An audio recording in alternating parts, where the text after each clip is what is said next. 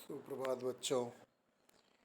कल हमने इलेक्ट्रॉनिक विन्यास या इलेक्ट्रॉनों के वितरण संबंधी दो नियमों को पढ़ा। पहला नियम था पाली का अपवर्जन नियम और दूसरा नियम था अबाउ नियम। अबाउ नियम के आधार पर कक्षकों की ऊर्जा के बढ़ते हुए क्रम में इलेक्ट्रॉनों का प्रवेश होता है, लेकिन इलेक्ट्रॉनों के वितरण से संबंधित एक और नियम है जिसको हम कहते हैं हुंड का बहुलता नियम या अधिकतम बहुलता का हुंड नियम। इस नियम के अनुसार किसी भी उपकक्ष में विभिन्न ऑर्बिटलों को समावेशित करते समय इलेक्ट्रॉन यथासंभव अयुग्मित रहना पसंद करते हैं और उनकी चक्रण दिशा भी समान होती है, क्योंकि अयुग्मित इलेक्ट्रॉनों की समदिश चक्रण की स्थिति में उनका ऊर्जा स्तर कम रहता है। इलेक्ट्रॉनों का युग्मन तभी प्रारंभ होता है जबकि उसके सभी ऑर्बिटल एकल समावेशित हो गए हों। अगर उदाहरण के तौर पे हम 2p को देखते हैं, इलेक्ट्रॉनों का समावेशन इस प्रकार से होता है या इलेक्ट्रॉन इस प्रकार से वितरित होते हैं कि सभी कक्षकों में क्रमशः एक एक इलेक्ट्रॉन भर जाएं तथा इन सभी की चक्रण क्वांटम संख्या 1 हो या सभी समदिश हो। 2p में 3 ऑर्बिटल हैं और तीनों में जब एक एक इलेक्ट्रॉन हो जाते हैं तब युग्मन शुरू होता है, अर्थात जब चौथा इलेक्ट्रॉन आएगा तो वह युग्मन प्रारंभ करेगा। अब इनके लिए ऊर्जा स्तर आरेख भी देख लेते हैं। जैसे विभिन्न ऑर्बिटलों की सापेक्ष ऊर्जाओं को एक चित्र के माध्यम से दिखाया जा रहा है। जितने भी हाइड्रोजन परमाणु अथवा एकल इलेक्ट्रॉन वाले आयन हैं, उन सभी के लिए ऊर्जा स्तर आरेख ये दिया हुआ है 1s। बाकी जितने रिक्त कक्षक हैं 2s 2p 3s 3p 3d या 4s 4p 4d 4f, इन सभी की ऊर्जाएं समान होती हैं। ये रिक्त हैं इसलिए इनकी ऊर्जाएं समान हैं, लेकिन अगर किसी बहु इलेक्ट्रॉनिक परमाणु के कक्षकों का ऊर्जा स्तर आरेख देखें तो इसमें जो अबाउ का आरेख था 1s 2s 2p 3s 3p 4s 3d 4p, आप देखिए क्रमशः 4p हो जाएगा, उसके बाद 5s आएगा, 5s के बाद 4d होगा, फिर 5p होगा, फिर 6s होगा, फिर 4f होगा, फिर 5d होगा, फिर 6p होगा, 6p के बाद 7s, 7s के बाद 6d 5f 7p और अंत में 6f। तो ये कक्षकों का के ऊर्जा का बढ़ता हुआ क्रम है। अब इलेक्ट्रॉनों का वितरण एक और नियम के द्वारा होता है जिसको कहते हैं n+l रूल या n+l नियम। कोई भी बहु इलेक्ट्रॉनिक परमाणु है तो उसकी किसी उपकक्ष में की ऊर्जा को निर्धारित करते समय मुख्य क्वांटम संख्या और द्विगंशी क्वांटम संख्याओं को ध्यान में रखते हैं। इस नियम में पहला है, यदि किसी उपकक्ष के लिए n+l का मान कम है तो उसकी ऊर्जा भी कम होगी तथा वह उपकक्ष पहले भरा जाएगा। जैसे हम 4s और 3D को देखते हैं। 4s में n का मान 4 और l का मान 0 यानी 4 धन 0 बराबर 4, और 3D के लिए n का मान 3 और d के लिए l का मान 2 यानी 3 धन 2 बराबर 5। 3D के लिए n+l का मान 5 और 4s के लिए n+l का मान 4 है। इसीलिए 3D की ऊर्जा 4s की ऊर्जा से अधिक होती है।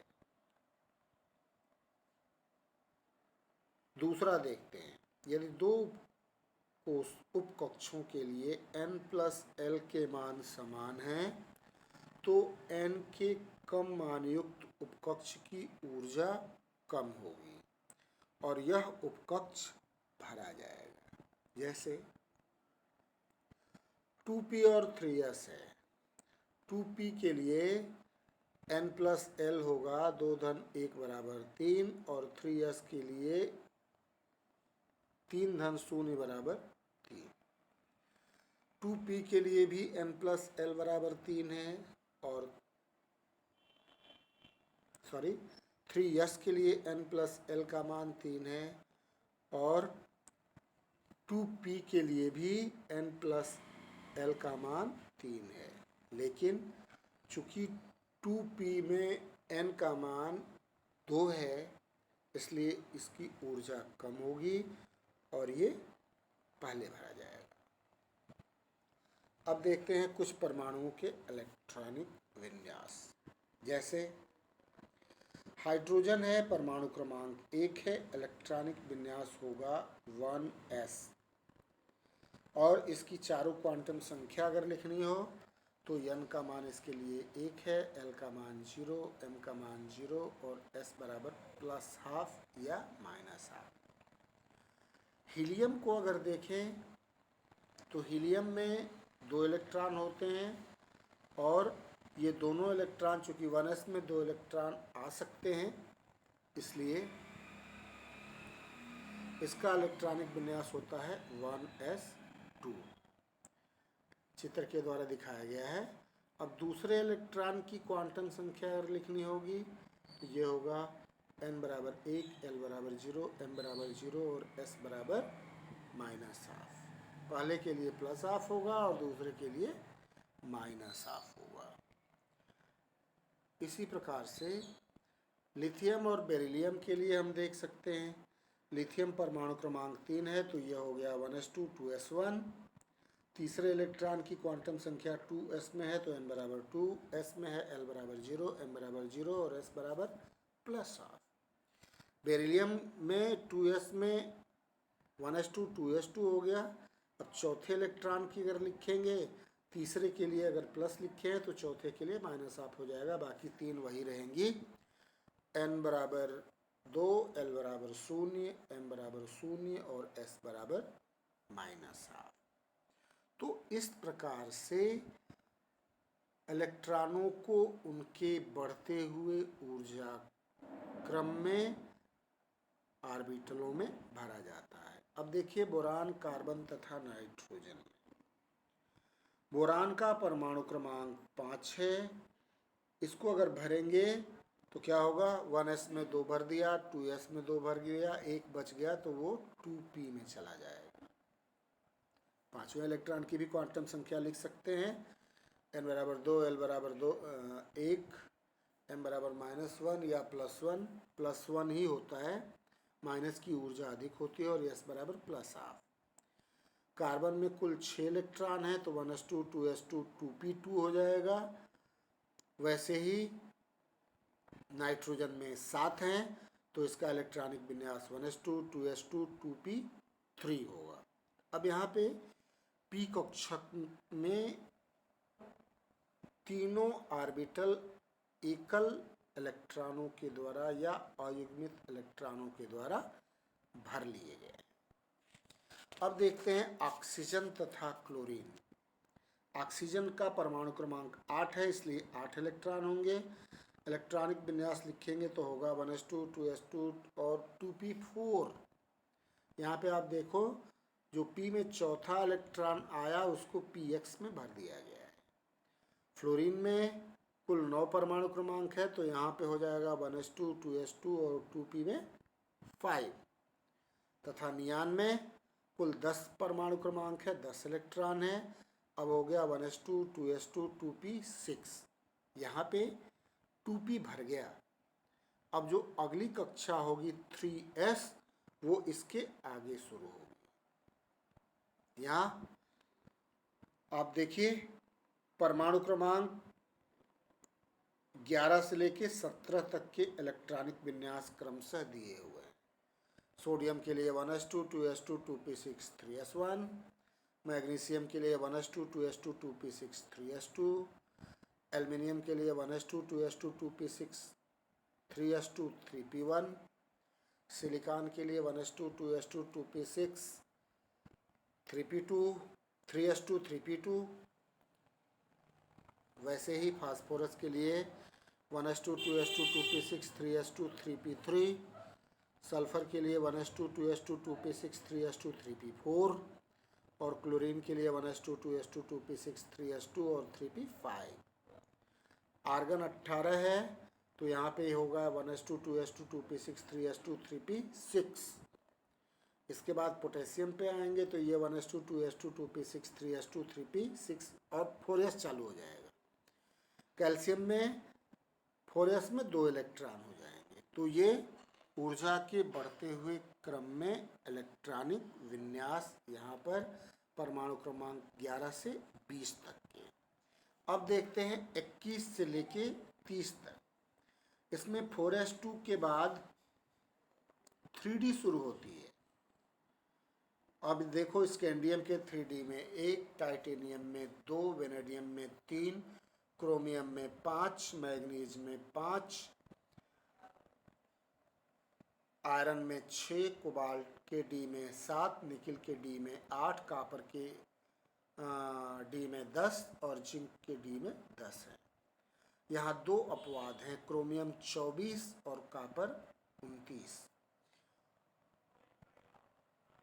क्रोमियम 24 में के डी में नियमतः 4 और 4s में 2 इलेक्ट्रॉन होने चाहिए। वैसे ही कॉपर के डी में 9 और 4s में 2 इलेक्ट्रॉन होने चाहिए। लेकिन ये अपवाद कक्षकों के स्थायित्व के कारण होते हैं।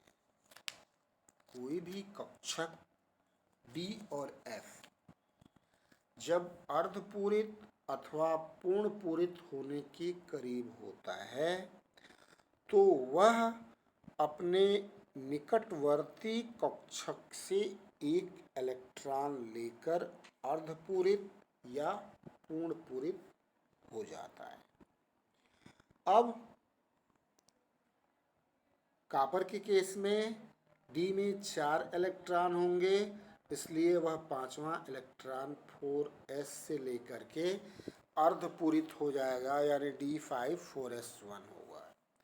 वैसे ही कॉपर के केस में D9 की जगह D10 4s1 हो जाता है, क्योंकि अर्धपूरित और पूर्ण पूरित कक्षकों के स्थायित्व बढ़ जाते हैं, अतिरिक्त स्थायित्व इनका होता है। इसलिए इलेक्ट्रॉनों के सममित वितरण के कारण कॉपर और क्रोमियम इन दोनों के डी कक्षक अर्धपूरित या पूर्ण पूरित हो जाते हैं। अब ये विनिमय ऊर्जा क्या है? किसी भी उपकक्ष की विभिन्न ऑर्बिटलों में समान चक्रण युक्त इलेक्ट्रॉनों की प्रवृत्ति अपने स्थिति को विनिमय करने की होती है, जिसके कारण तंत्र की ऊर्जा घटती है तथा इस प्रक्रिया में ऊर्जा उत्सर्जित होती है। यह उत्सर्जित ऊर्जा ही विनिमय ऊर्जा कहलाती है। अब विनिमय की संख्या जितनी अधिक होगी उस तंत्र का स्थायित्व उतना ही बढ़ जाएगा। अब देखते हैं क्रोमियम तथा कॉपर के अपवाद इलेक्ट्रॉनिक विन्यास। आप देखो क्रोमियम में D4 में 4 इलेक्ट्रॉन और ये चारों इलेक्ट्रॉन इंटर एक्सचेंज होंगे। जैसे पहला इलेक्ट्रॉन 3 एक्सचेंज देगा, दूसरा इलेक्ट्रॉन 2 और तीसरा इलेक्ट्रॉन 1 एक्सचेंज देगा। लेकिन टोटल नंबर ऑफ एक्सचेंज 3 + 2 + 1 = 6। अब D5 कॉन्फ़िगरेशन के हिसाब से पहला 4, दूसरा 3, तीसरा 2 और चौथा 1 एक्सचेंज कर सकता है। यहाँ पर कुल विनिमय की संख्या 10 है। तो उस स्थिति में चूंकि D5 इलेक्ट्रॉनिक विन्यास में इलेक्ट्रॉनों की विनिमय की स्थिति अधिक है,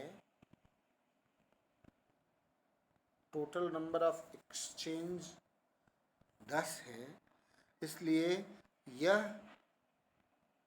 इलेक्ट्रॉनिक विन्यास D4 इलेक्ट्रॉनिक विन्यास की तुलना में अधिक स्थायी होगा। अब कॉपर के केस में देखते हैं।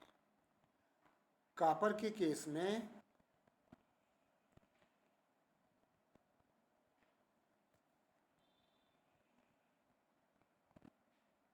आप देखिए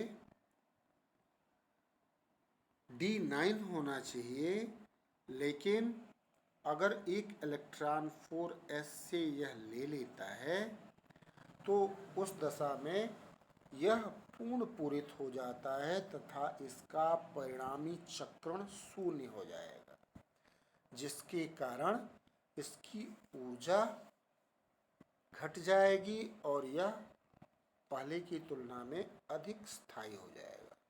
इसलिए यह 4s से एक इलेक्ट्रॉन लेकर के अपने पूरे ऑर्बिटल को भर लेता है और पूर्ण पूरित अवस्था में आ जाता है।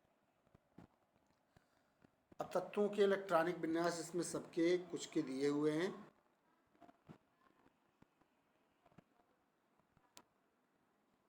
आप देखिए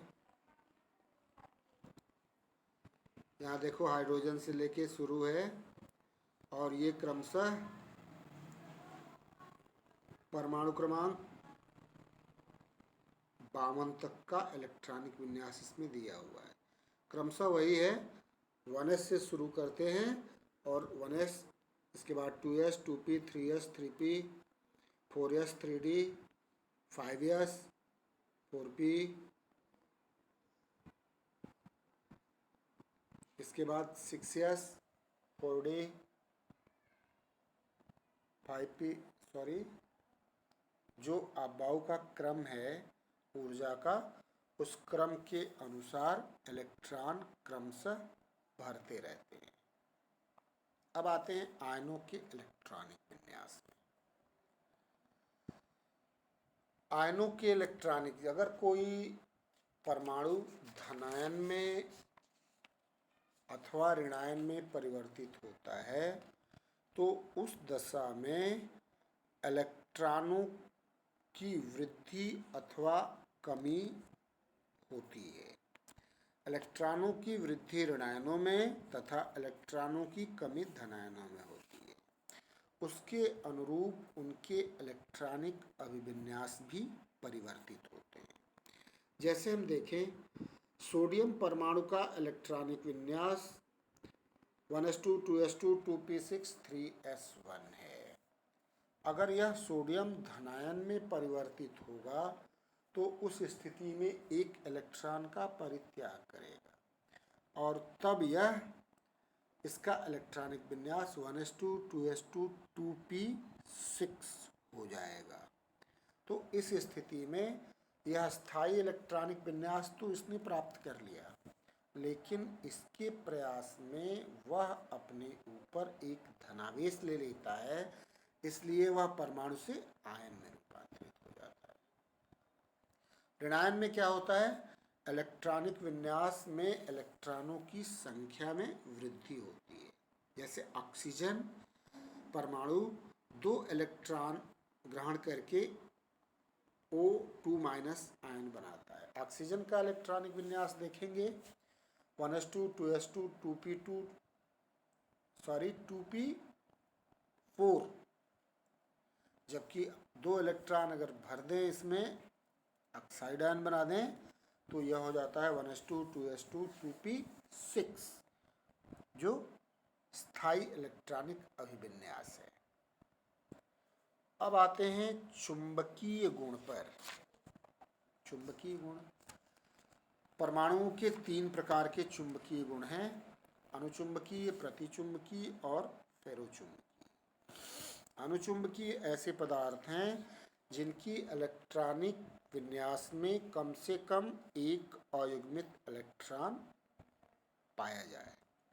अब अयुग्मित इलेक्ट्रॉनों की संख्या जितनी ही अधिक होगी, अनुचुंबकत्व उतना ही बढ़ेगा। प्रतिचुंबकीय, इनमें इनके इलेक्ट्रॉनिक विन्यास में अयुग्मित इलेक्ट्रॉन नहीं होते हैं, जैसे सोडियम क्लोराइड है या डाइनाइट्रोजन टेट्राऑक्साइड।